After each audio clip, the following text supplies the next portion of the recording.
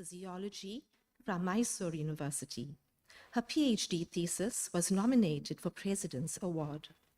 Dr. Vasthare did her postdoctoral research on aging in the Department of Physiology, Temple University Medical School.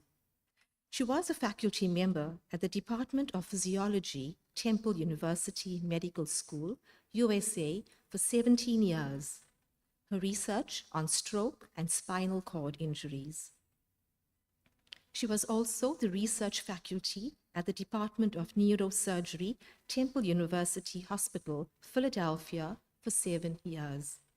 Subsequently, she worked as a clinical research project coordinator at the Center for Parkinson's Disease and Movement Disorder, Pennsylvania Hospital, Philadelphia, clinical research on Parkinson's disease. Dr. Vasthare has spent approximately 20 years in basic science and clinical research in the USA. Her research during faculty days included cerebrovascular physiology, research on brain disorders, such as stroke and spinal cord injury, and her clinical research focused on Parkinson's disease. She has contributed to 5 books and published more than 70 research papers and abstracts. She presents papers at international conferences and has been interviewed on several TV and radio channels in India and the USA. She has facilitated over 1,000 support groups meetings at Yogashema and conducted numerous workshops on mind training, mindful living, healthy living, overcoming automatic negative thoughts, ants, forgiveness, improving interpersonal relationships, depression, stress management, and various other topics. I very respectfully invite Dr. Vasthare to deliver her address on the topic Modern Womanhood, based on Sarada Devi's life.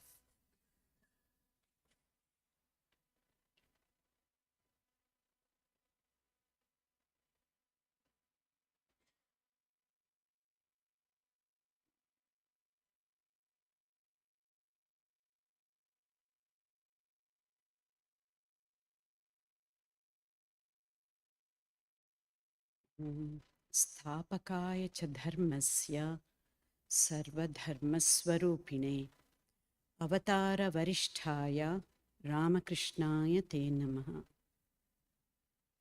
पवित्रं चरितं यस्याः पवित्रं जीवनं तथा पवित्रतास्वरूपिण्यै तस्यै कुर्मो नमो नमः।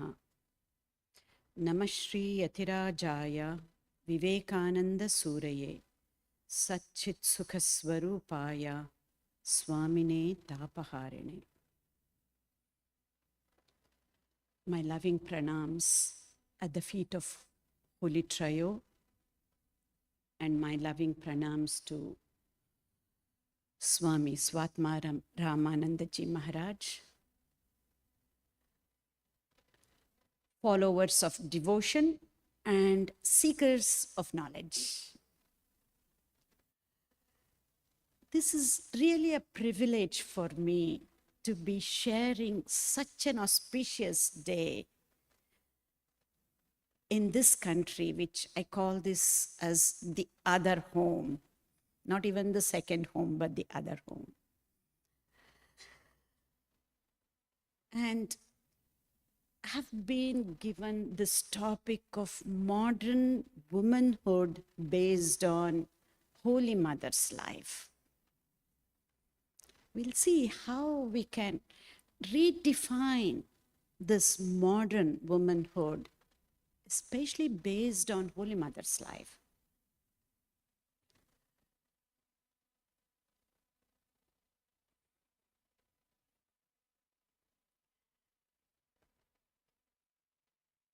Not able to navigate the slides, Sanjeev.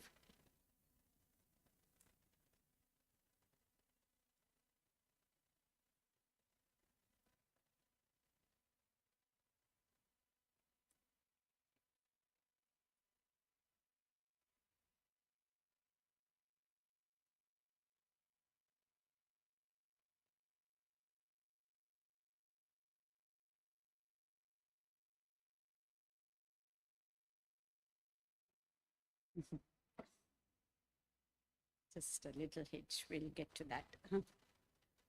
Mini trailer.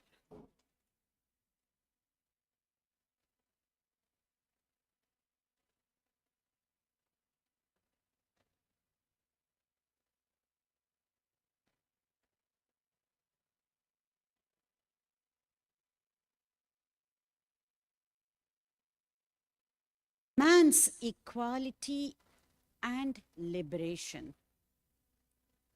This equality and liberation is not based on the modern feminism of male bashing, based on the rights, but it's based on spiritual oneness with all beings as represented in our Vedantic tradition.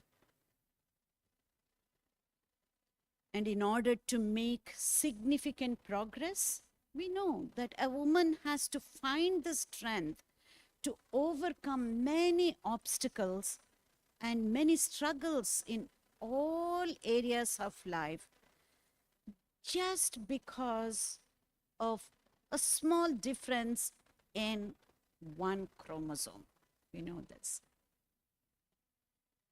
However, this difference in one chromosome is what makes a woman so special, so unique, and so exceptional.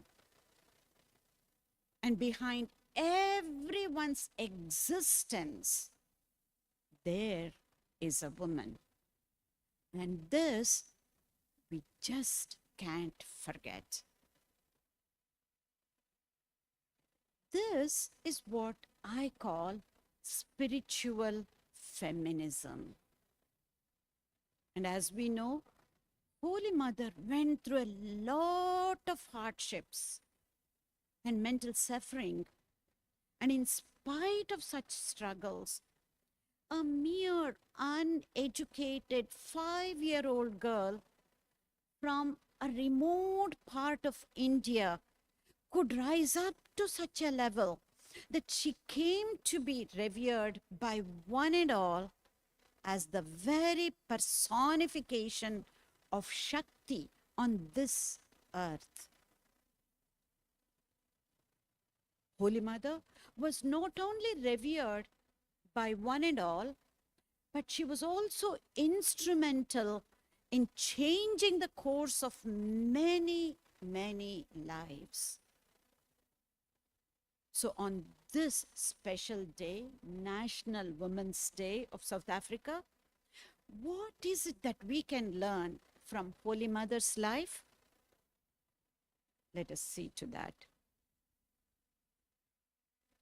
Women's Day today, it is all about educating the society about how each person must contribute in a unique way to help transform the society for the better. So this modern womanhood, based on personification of Shakti and Bhakti as represented by Holy Mother's life, we can just simply put it as transforming oneself and help transform the society. Let's look at this from both Vedantic perspective and neuroscience perspective. So what is this Shakti and Bhakti? We'll see. And how do we get this Shakti and Bhakti? And how and what do we use this for? If we can look at this from both Vedantic perspective and neuroscience perspective, Shakti is one of our true nature, which Vivekananda simply puts it as divine. Whether we realize it or not, we are all divine beings going through a human experience. By knowing our true nature, that is our divine nature, this Shakti bhakti gets manifested. And this is what we usually call this as Atma Bala, the spiritual strength. When we look at the same Shakti from a neuroscience perspective, this strength or Shakti does not come from winning, comes from struggles. And it comes from not giving up. It comes from building up resilience from the struggles that we go through. It's whether we look at this Shakti from Vedantic perspective or from neuroscience perspective, it is all about converting this struggle or suffering into service. So what is this bhakti? Our love towards God is bhakti. And we manifest this divinity in ourselves by loving the divine nature of God. And this is what gives us the Atma Bala or the spiritual strength. The bhakti from a scientific angle, bhakti is nothing but love. Love towards God is called bhakti, whereas love, bhakti, or love towards people or love towards the work we do is a way to look at bhakti from a mundane neuroscience perspective.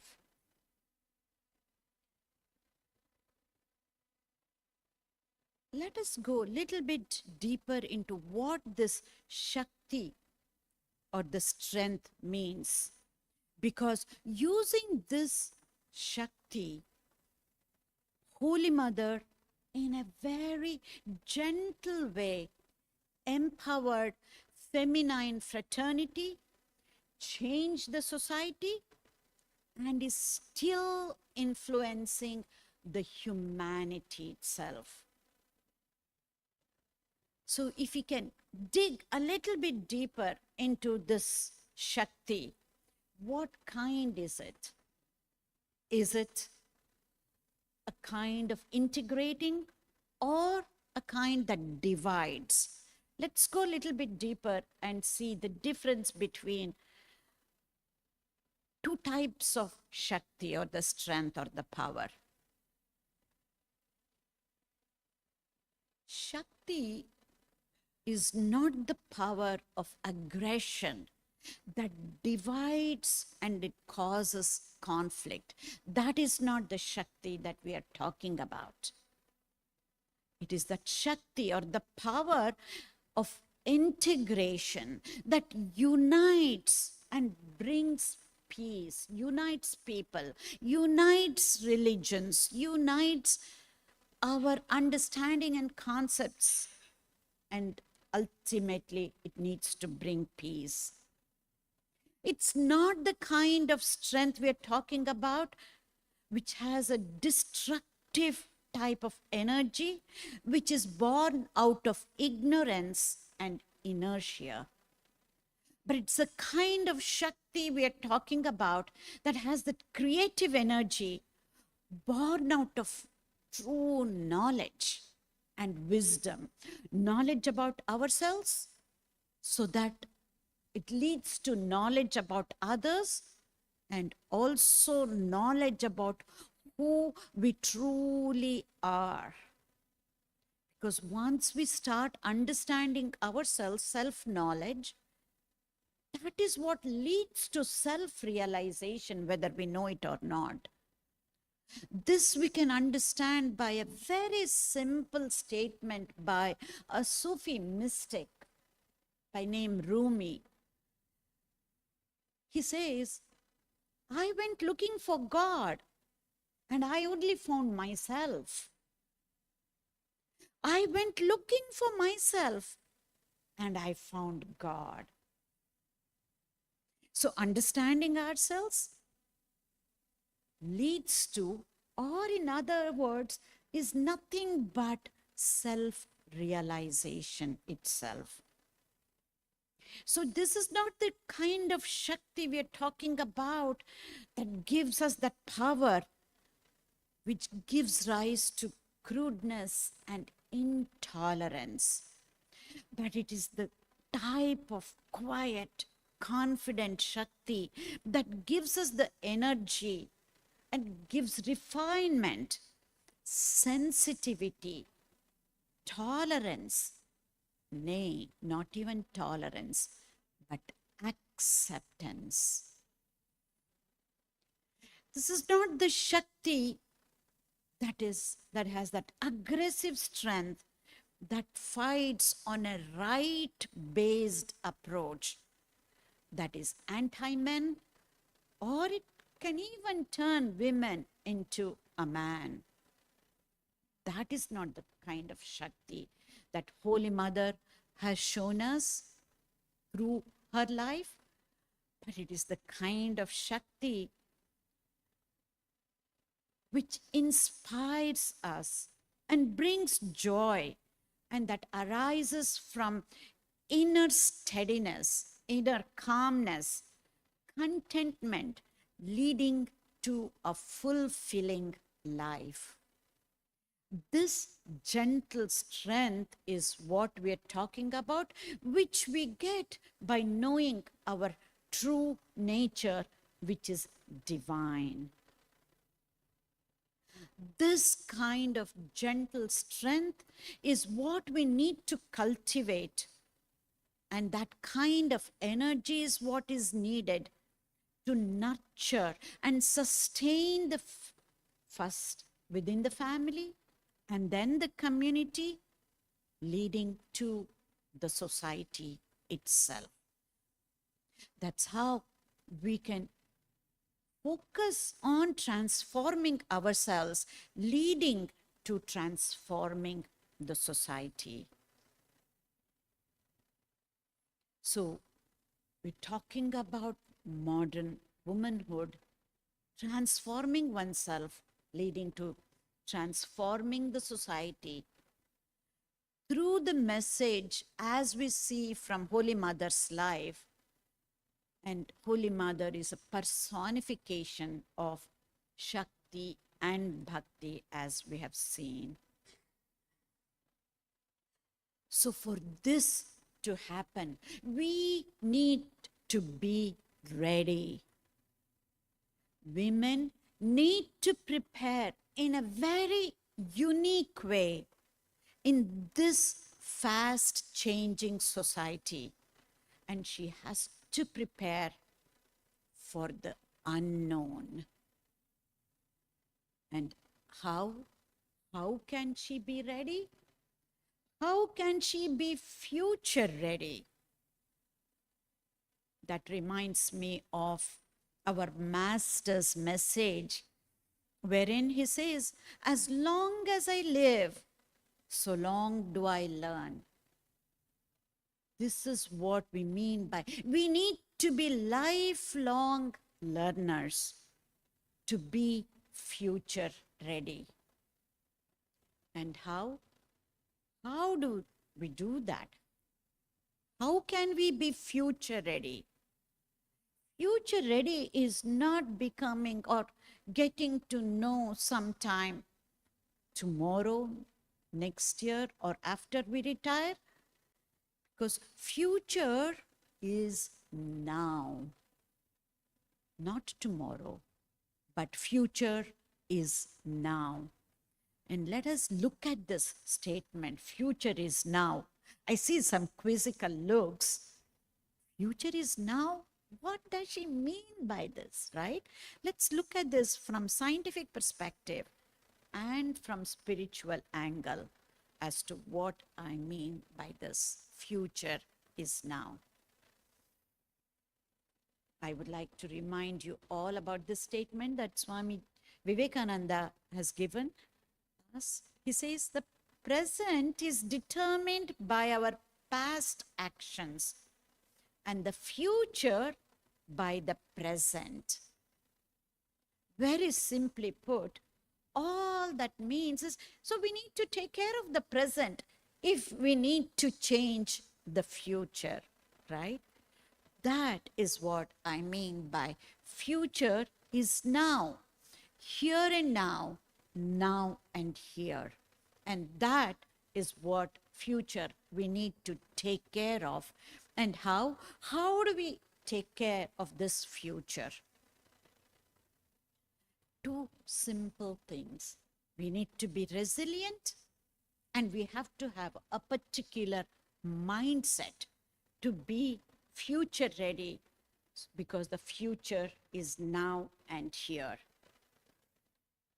I'm just going to touch upon what this resilience means and what type of mindset should we have to be future ready.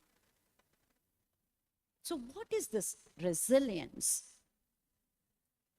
Resilience is nothing but a set of skills honed through the adversity or the challenges we go through in life so that we can become stronger than before. Not to bounce back to where we were, but we need to be better than before. That is what resilience means. And resilience involves our actions, our behaviors, our thoughts, our emotions, our feelings that we can learn and we can develop and hone these skills over a period of time. So resilience simply is about transforming to a new normal, which is better than what it was before. So resilience is positive adaptation to any adversity or challenge that we may go through. This we have seen not just in one country, throughout the world we have seen because of the pandemic. Those who were really even before than before are much happier and more successful, if you may. So developing resilience from a spiritual perspective through understanding our true nature is what we call that as true Shakti, which is what Holy Mother personifies, this type of true Shakti based on our innate divine nature. So we also need to be ready, future ready, depending on the type of mindset. What type of mindset? We need to develop a growth mindset, or we can even call that as an evolving mindset. What would that be? We need to be able to look at criticisms as opportunities to reflect and change for better. We cannot hide under saying that we are too sensitive, and many of us, especially women, it's hard to accept the criticism. If we develop this growth mindset, criticisms become the foundation on which we can truly reflect and change for better. That we can develop only if we have that growth mindset. And also embrace mistakes as learning opportunities, and we work through discomfort. And to be curious. We can only be curious if we are lifelong learners and develop this love for learning. If we have to pick one amongst this, that love for learning is enough. We can handle anything else as long as we develop this love for learning at whatever age we may be. And when we do this, we focus on progress and not being perfect. Progress is important rather than looking for perfection. So, the future is now. By developing resilience and by developing an evolving mindset, we can be future ready here and now and here. So, how? All we need to do is to practice being in this present moment only because the future is now. So, to conclude, we have looked at modern womanhood as a way to transform ourselves and as a way to transform the society. Based on true Shakti and Bhakti as personified by the life of Holy Mother that we see. And I would like to end this talk with a story. And I'll get to that in a minute.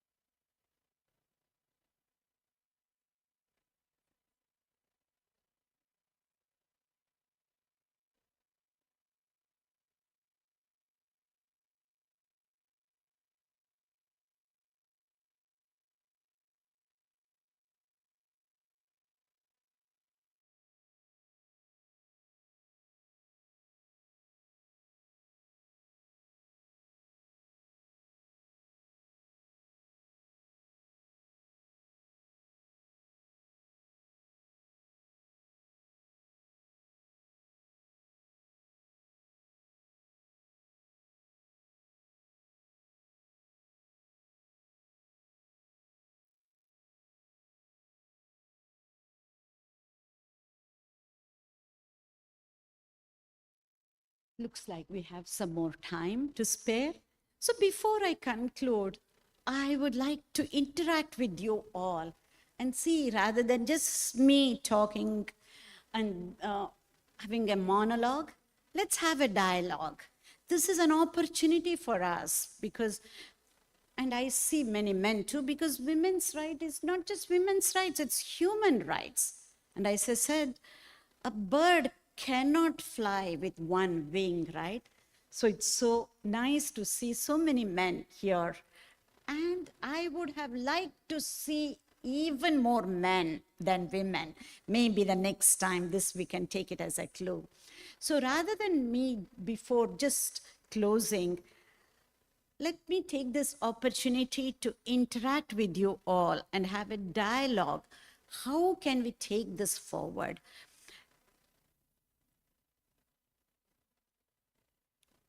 The floor is open, and anybody who wants to ask any questions, we can do that. Yes. Nice to see you again.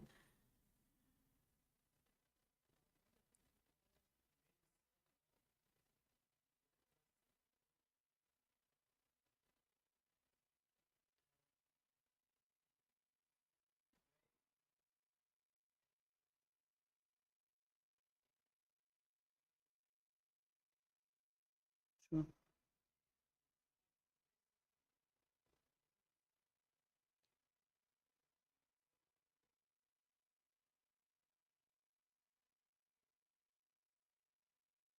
Yeah.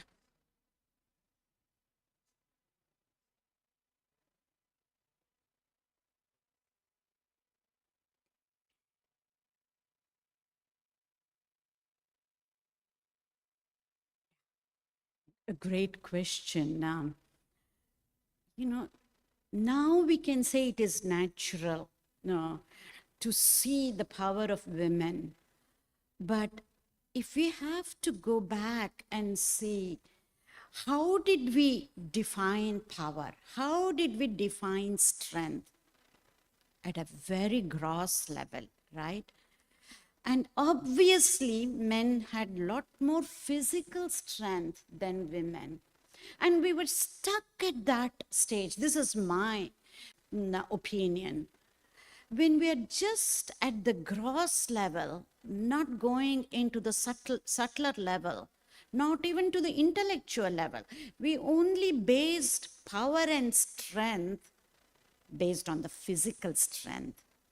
And in my opinion, this was the biggest mistake. And that's okay if we started off like that. We evolved in many different ways, except in this way, right? We still, what is our yardstick for being successful? Name, fame, how much money we make, right? Even now, in this day and age, this is how we define success at a gross level. Actually, the talk that I gave at Sarada Ashram, we redefined the success based on Holy Mother's life. Success is not about name, fame, and money. At a gross level, yes, but we need to keep going to the subtler level, deeper level. And we redefine success saying that it is how we touch others' lives, how we make a difference in people's lives is what success is all about. Based on this definition, now we see, even now, who makes much more of a difference in people's life, even within the family. I'm just talking in a general manner. Mostly it is the women because of our innate caring, nurturing nature. And I truly feel this is not based on that change in the chromosome. This is what we are understanding from a scientific perspective. Yes, hormones do play a role. That change in the chromosome plays a role, but we forget those same hormones, both men and women have similar hormones, but the level of the hormones might be different. But as we understand, even intelligence for that matter, when we go deeper into not just intellectual intelligence, but into emotional intelligence and spiritual intelligence and social intelligence, we see this comes naturally for women. Forget about intelligence. Take multitasking. We know, and studies have been done, that women are much better multitaskers. I'm not making any value judgment here saying that multitasking is better than focusing on one thing. I really think it is the other way around.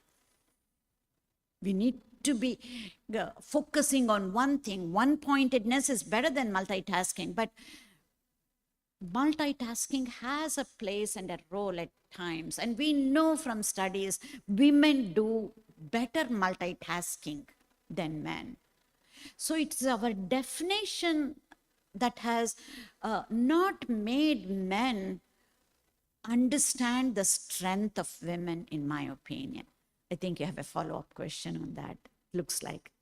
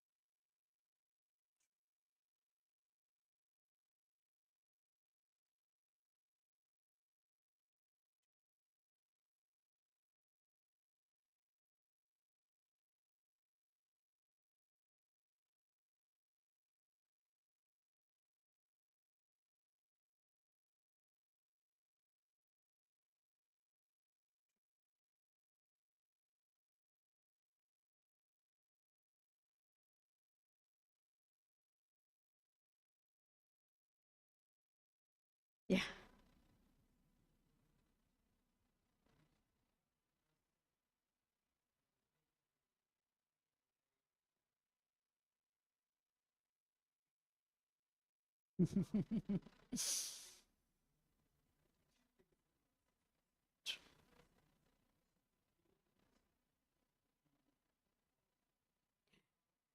You're absolutely right. It's we should give a different name. Multitasking, if you ask me, it's a misnomer. We can only focus one thing at a time.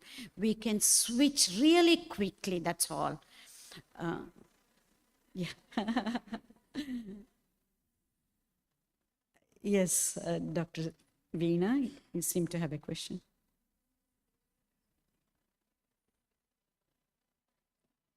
Yeah, yeah. Thank you.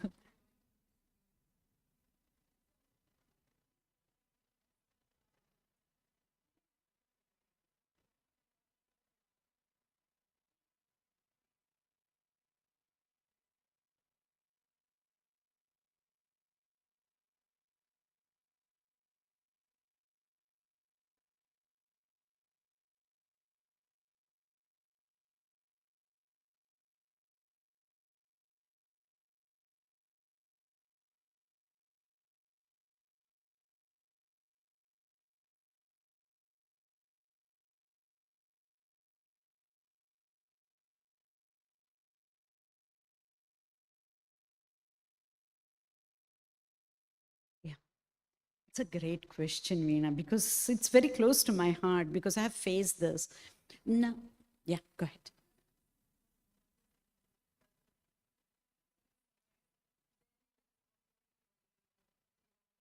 Okay. All right. You did it so beautifully. I was thinking how I can plan out the answer, but let me try and do a justice for the question. It's a challenge. I can think about doing justice as answering that question. Now I have to do justice for that question itself. Dr. Veena is asking, it's so tough for a woman to be in a Western society. Most of my adult life experience was in US. I went to US 42 years back. I'm dating myself. And how did you face the Westerners there? Because being kind is looked at as a weakness.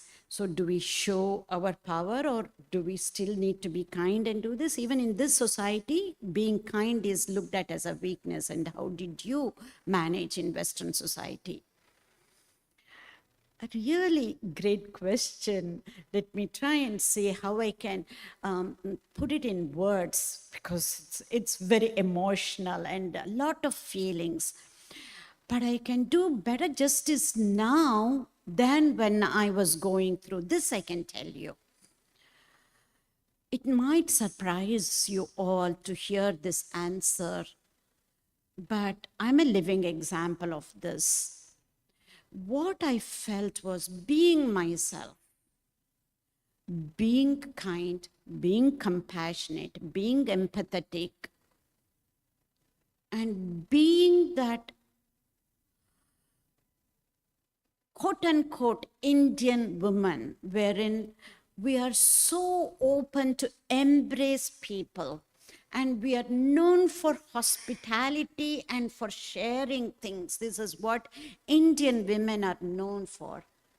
I just lived that natural life. And as I was going through, if I have to reflect, it was much more difficult with other Indian men than with the Western men. They embraced, they respected that true nature of being kind and compassionate, not necessarily the feminine aspect, but being kind and compassionate and empathetic, especially with my students and with other colleagues, because 42 years back, US was very different than what you see right now. There were hardly 2 or 3 women in that big department in a medical college. And most of those women were much older than me. I started my career in US in my mid-20s. I didn't know much about life. Even with that looks, I was very different, to be honest with you. But I was just being myself, and that is what has given me. And even today, even as I speak at this age, it is much harder with Indian men in India than in West with other Western men, which is very hopeful for people who are living in this country. Women, you be yourself. Yes, at times I might have shown certain type of power with some staff or with students who were working with me who were not in power, just so to make them understand, because it's not with the looks that people can differentiate in US, there is no hierarchy in the way we look, whereas in India it is very easy to figure out whether you're a professor or a student or which socio-economic educational background that you come from by just the looks. It would be different in India, but not so in the States. But being myself, and now I can talk about divinity, or we're all divine beings. In 20s, even just to parrot those words, I did not know, to be honest with you. But I had some foundation right from my childhood days at Ramakrishna Ashram. Somehow that is probably what gave me the confidence to be myself. And this is the most crucial message that I give for women. Go with your own true nature, your swadharma. Some women are naturally, whichever way you want to say, maybe lot more assertive and whatnot. That does not mean others who are empathetic are not assertive. This is what I call as quiet confidence. When we follow our swadharma, we develop that quiet confidence. And now I can put all that experience, bringing scriptural angle to this. Sometimes with either students or with other staff in the department, I might have to be a little bit more firmer than other times with other peer group, probably because of the nature of people. We know through Bhagavad Gita, we go through 3 gunas, right? Tamasic, Rajasic, and Sattvic gunas. Depending, all the 3 gunas are in all the people. It's not that certain set of people are Tamasic, certain others are Sattvic. Absolutely not. All the 3 gunas are in each and every one of us, depending on which guna or the quality that gets expressed. I'm sure you're familiar with Tamasic, Rajasic, and Sattvic gunas. I might have not reacted, but responded in a certain way. I would like to say responded, probably. I would have reacted at that time. Now I'm not trying to glamorize, but analyze and then say this. We will have to be doing that based on the quality. But we need to be true to our true nature, whatever it is. For each woman, this is what I truly feel. Because even in India right now, I'm facing a lot more problems because of my looks. They don't believe that I have spent so many decades in US. This is in general, I'm talking about, not in an intellectual community. That's why they say, all you have to do is to open your mouth and people will know that you're a scientist. Sometimes this is what people say, because this is not the typical look that Indian people, not just men, Indian people expect somebody who has spent 4 decades in US. I'm now being very candid and open because that is the occasion that we have here. So that again goes back to your question. We remain at a gross level, just the outward looks, We need to go deeper, dig deep into ourselves, and then figure out our swadharma, what truly is. Thank you. Thanks for that question. It made me reflect so much. Thank you. Yes.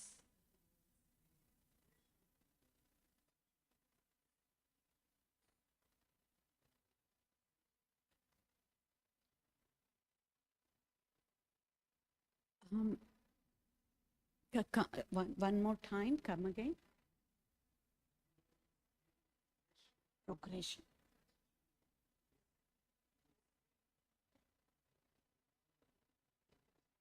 Yeah,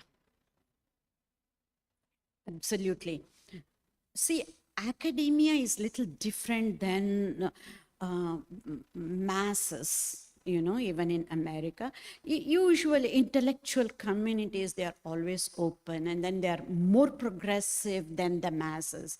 Luckily, all my experience has been in academia. So in that way, I'm blessed and protected by people who are so open. But I see now, yes, there is a lot more, men are a lot more progressive and lot more accepting of women, and not just in America, even in India, especially the younger people. They are a lot more open-minded than my generation, I can tell you. I have to give credit. I know many of you have kids who are in their 20s or even 30s. Take it from me. It's a blessing for you. They are so much more naturally open-minded than our generation. We needed to learn to be more open-minded. So hats off to the younger generation that I see many of you here. They're naturally open-minded because the level of awareness and the overall intelligentsia, I think I got it right, is at a very different level right now than what it was 40 years back. Again, a great question. Yes. Because I see even in India, in our own organization, Yoga Kshema, that I belong to, I know a faculty member of Yoga Kshema. He was an entrepreneur. His wife was a surgeon. And she needed to take care of her career, and the opportunities were much better in a different state. So she had to live a little bit far away from her home. And this faculty actually stepped up and took care of the daughter and the household when his wife was working as a surgeon elsewhere. I know them so personally, and I'm so proud to say this, got an opportunity to do this. In India, still this is at a different socio-economic educational level. We may not see that in the masses. If they do, it's only because of the necessity of the money. Here it is not out of necessity, but out of the equality of gender-based issues.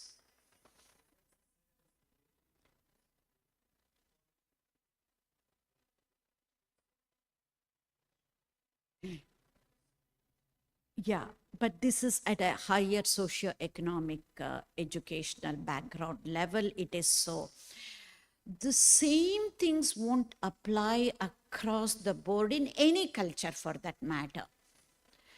But I think it is not the economic level that we need to base on the middle class family as we were based. While I was growing up, I came from a middle class family. How do we define middle class family? Based on the economic level, right? I want to redefine and say middle class families should not be defined from the financial angle.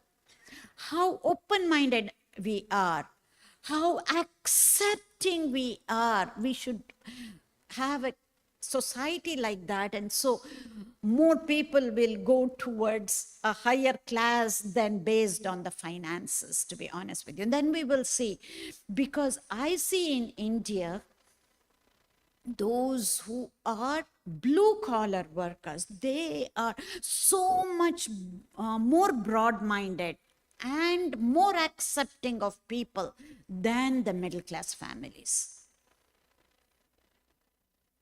Yes. You have a question? Okay. Any other question? Okay, to conclude? Let me just conclude then with a story. This story will give us a lot more to think about.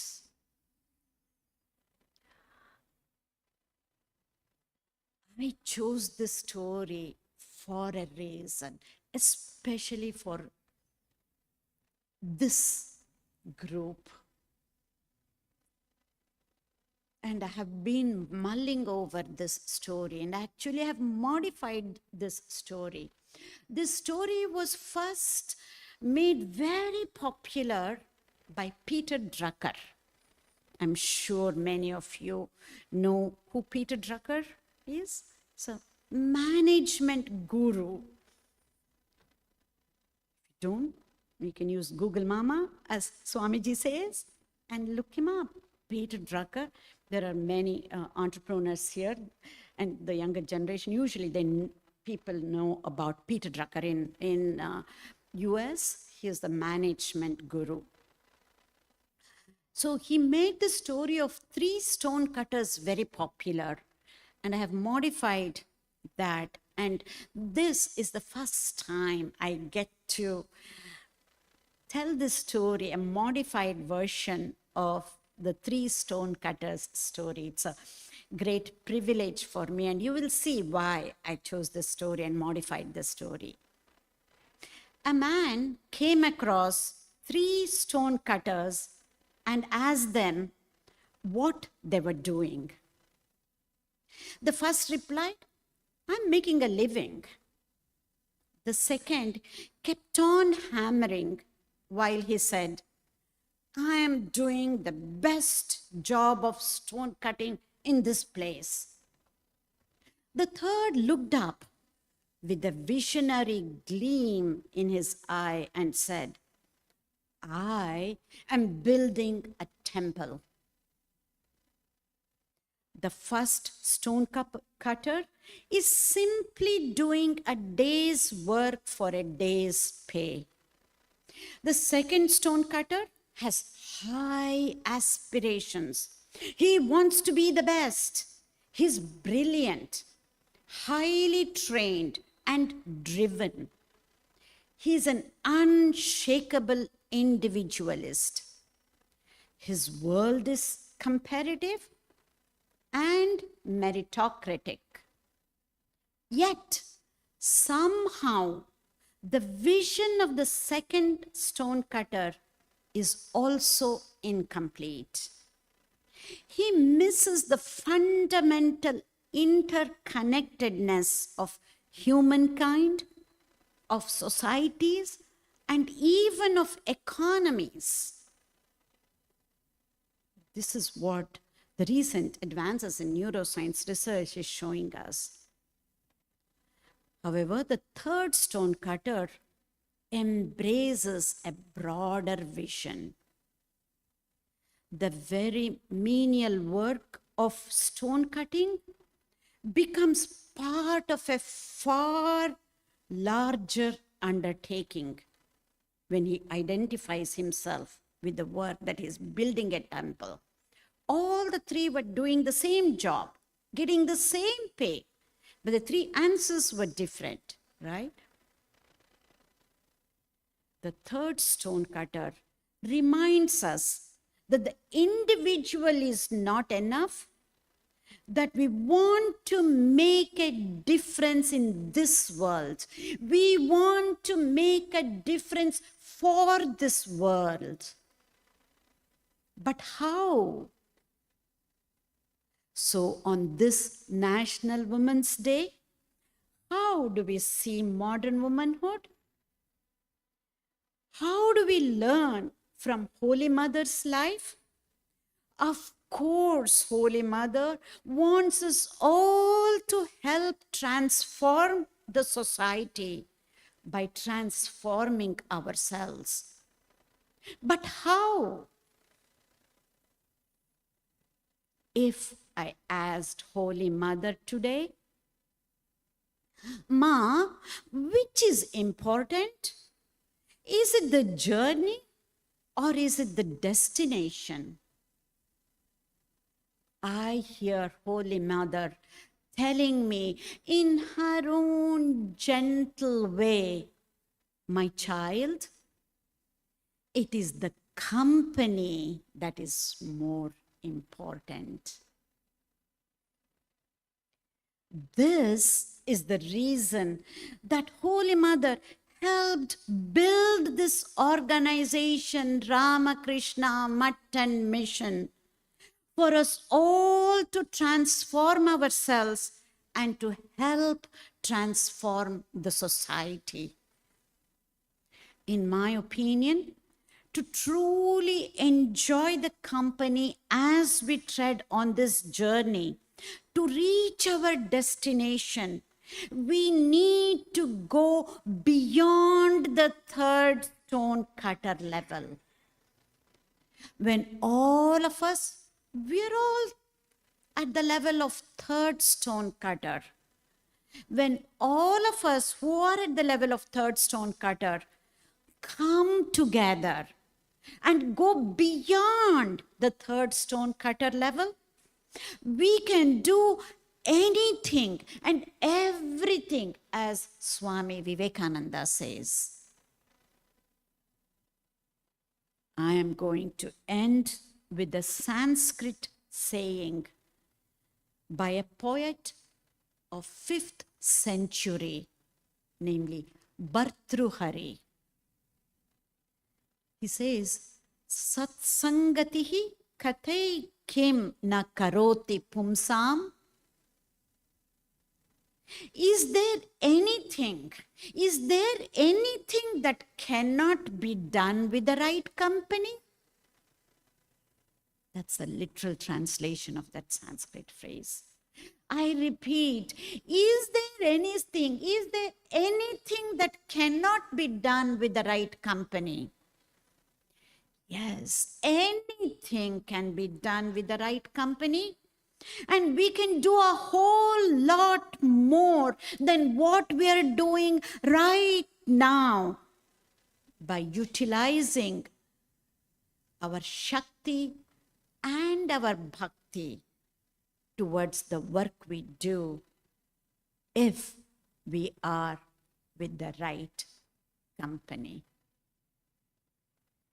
Thank you.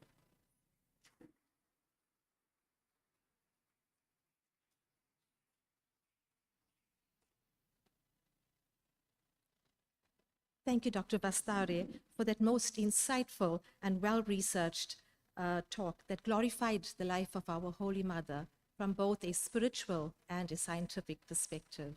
I think we could stand here and go on for hours listening to Doctor. Thank you so much. The next item on our program is the presentation of the Sister Nivedita Award. I kindly like to call Ms. Pam Govender to come forward.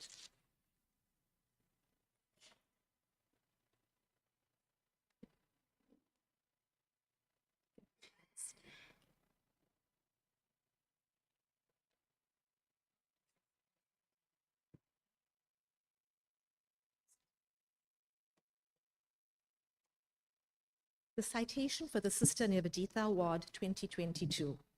The Sister Nivedita Award, introduced in 2017 by the Ramakrishna Center of South Africa during the 150th birth anniversary of Sister Nivedita, a disciple of Swami Vivekananda. Sister Nivedita was a Westerner who came from England and worked amongst the poorest of the poor in India. Her aim was to bring about an improvement in the lives of women belonging to various social classes and castes, and she dedicated her life to the education and upliftment of women and girls. The award was instituted by the Ramakrishna Center of South Africa to honor women in our community, regardless of faith or color, who has been chosen for their services to the community, going above and beyond their call of duty. It is not based on monetary contributions, but rather on time, service, and dedication, and self-sacrifice given to the less fortunate.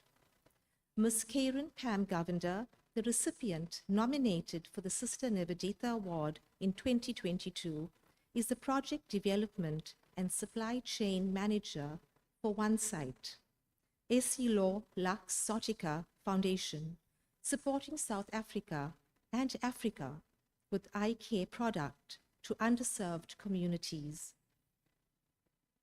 The One Site Esilo Lux Exotica Foundation aims to eliminate uncorrected poor vision in a generation by creating sustainable access through an innovative approach to impact philanthropy, partnerships, and raising awareness.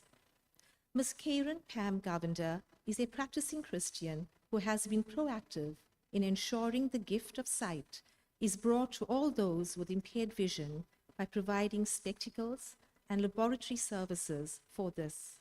She has partnered with the Ramakrishna Clinic of South Africa, Durban, which has been providing optometry services to indigent communities for many years. She has been present at every outreach, ensuring the excellent service, and after the outreach, the manufacture and delivery of spectacles. This she did despite health challenges and sacrificed family time with a small child to ensure that she is present.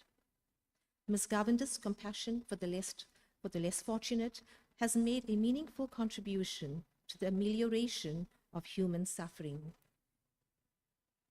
Distinguished service, and is a worthy recipient of the Sister Nivedita Award. Ladies and gentlemen, it is my pleasure to call upon Dr. Usha Vasthare to present the Sister Nivedita Award for 2022 to Ms. Karen Pam Govender.